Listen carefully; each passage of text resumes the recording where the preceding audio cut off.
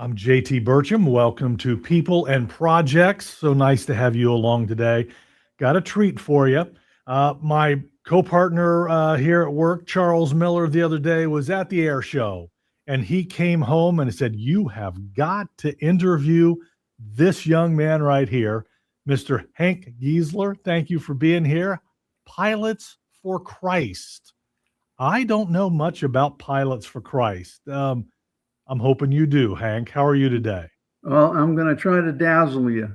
Okay. I'm easily dazzled. But first of all, I'm just impressed that someone would use an airplane. I'm guessing it's as probably a hobby or probably as a retirement type thing and use it for the glory of God. That is absolutely amazing. And I want to hear this story.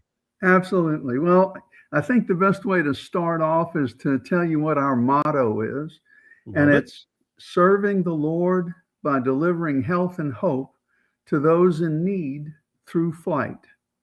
Nice. So, we're a Christ centered organization of pilots and non pilots. You don't have to be a pilot to be a member of our organization. We have a subgroup or an associate group we call the autopilots. So when we're transporting someone, if it makes more sense to drive them, then we'll drive them. So all you have to have is a driver's license to perform that.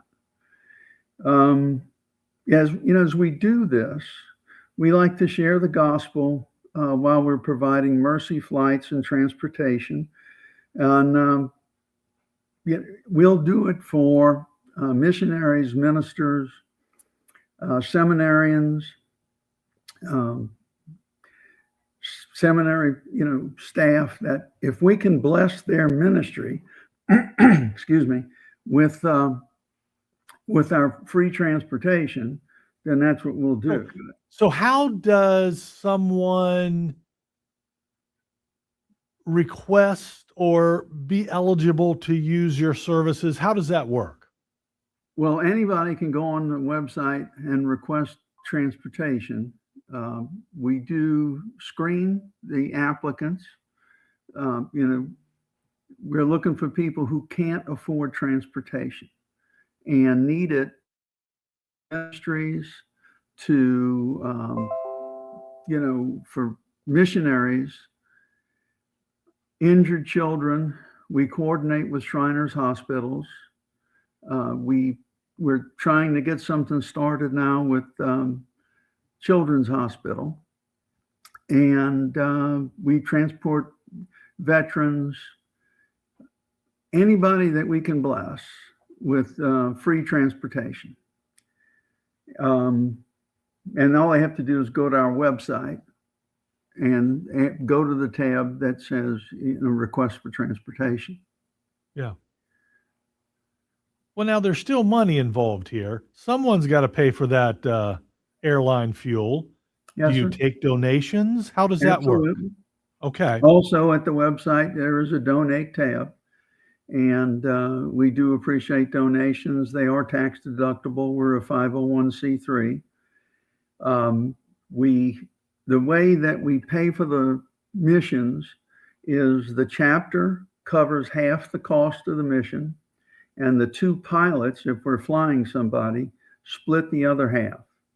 So the people that we transport are flying absolutely free, and the same for automobile transportation as well. Wow. So I understand you to say um, uh, missionaries, ministries, ministers, uh, Seminary, seminarians. yeah, Yep. yeah, So and folks who are eligible. that's right. We also, forgive me, we also coordinate with an organization called Wings of the Way, and when they become aware of someone who is being trafficked and wants to get out of that, they will contact us. The reason being that people that are being trafficked don't have IDs. They can't be put on airlines. So the best way to transport them is in a small plane that can move them hundreds of miles in a hurry. So we've had 4 or 5 now missions where we've done that for Wings of the Way, and that's a real blessing to all of us. And so we're always anxious to satisfy those requirements. Yeah. We also do angel flights. So if we've got a young person that's interested in flying and would like to see what it's like to go up in a small plane, we'll be glad to do that for them. The other thing that we became aware of 2 years ago after Hurricane Helene hit the Carolinas was that we could do disaster relief with airplanes where appropriate. So that was a particular need because for the first 3 or 4 weeks after the hurricane went through North Carolina, their roads and bridges were gone and they needed supplies.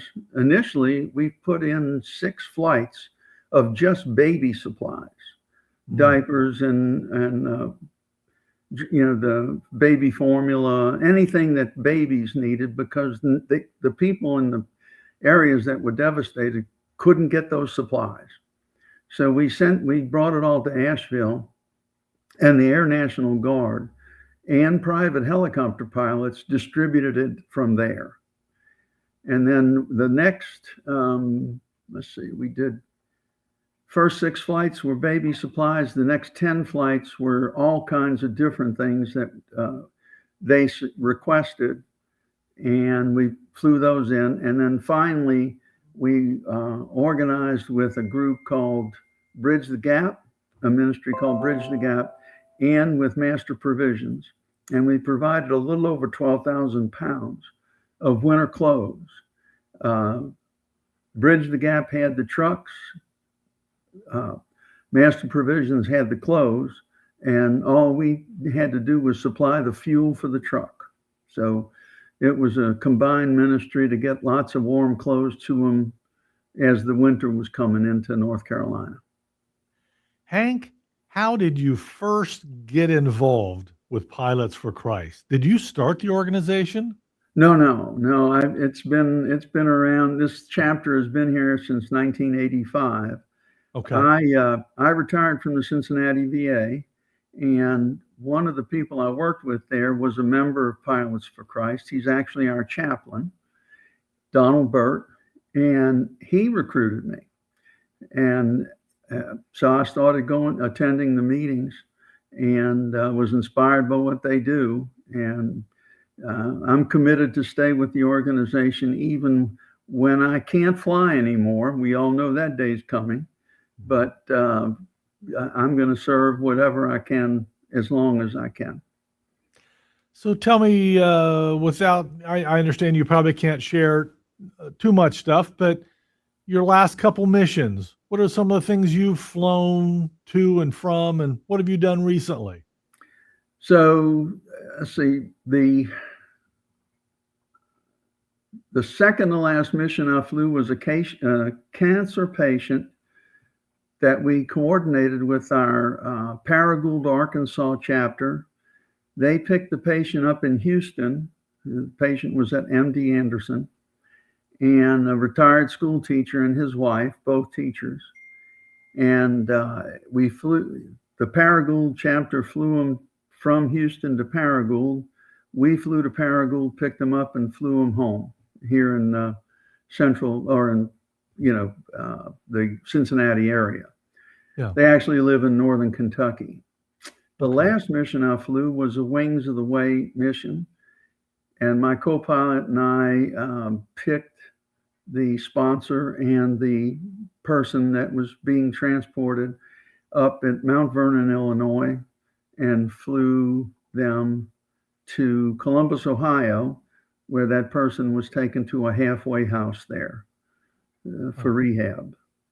So those were the last 2 missions I flew. Okay, so for those hearing Ohio references, you are the Cincinnati chapter? We're the tri-state Cincinnati chapter. Yeah, our pilots live in Indiana, Kentucky, and Ohio. Okay, all right. And as you mentioned earlier, I'm a hobbyist, but a lot of our pilots are retired professionals and some of them that are still active professionals. Okay. Okay. And I've heard you say you support missionaries, so that means there are flights internationally, even at times. Yes. It could be. It Yeah. could be. The other thing, JT, that we do is if it makes sense, we will buy airline tickets Okay. to bless people. Um, Recently, we had a medical person that requested assistance and they needed to fly from the East Coast to the West Coast.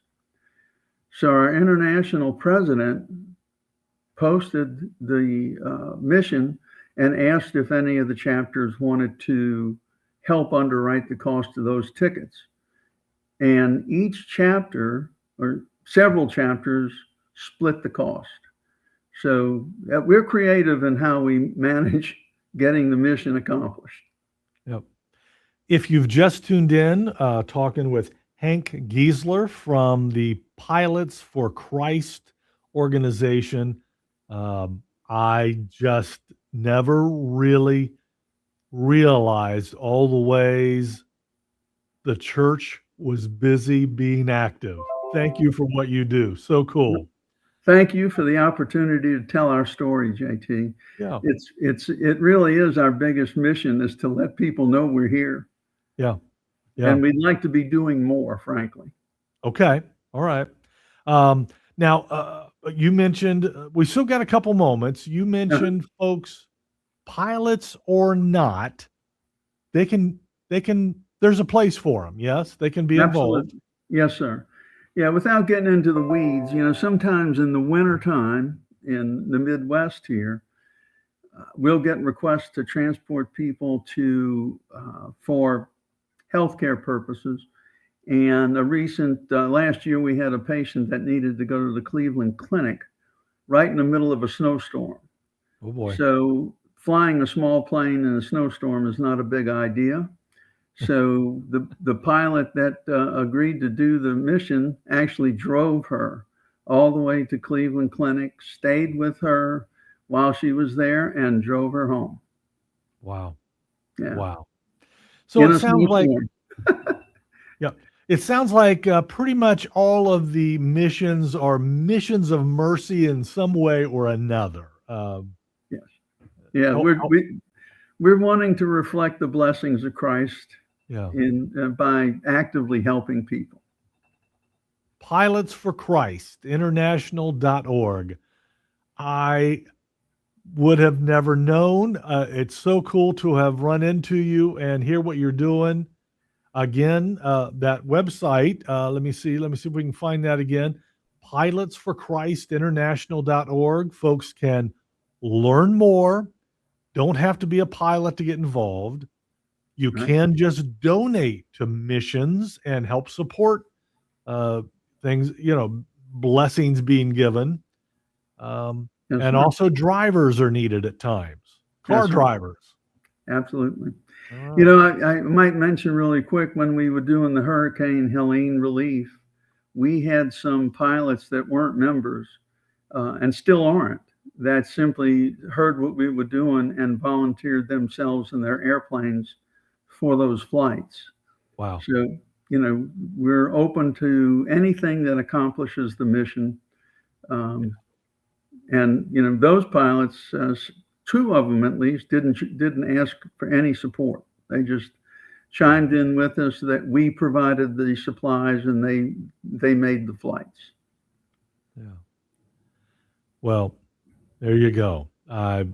Just another place where God is working. Thank you, Hank, for being the wings of God's outreach sometimes. We appreciate it so much. Again, Hank, you're in the Cincinnati tri-state area, Yes, sir. Indiana, Kentucky, Yes, but you guys go across the nation and around the world. So thank you to Pilots for Christ for what you guys are doing. Absolutely interesting. Thank you so much for getting the word out, JT. Yep. Thank you, Hank. Take Yes, care of sir. yourself. I'll do it. You too. Pilots for Christ, international.org.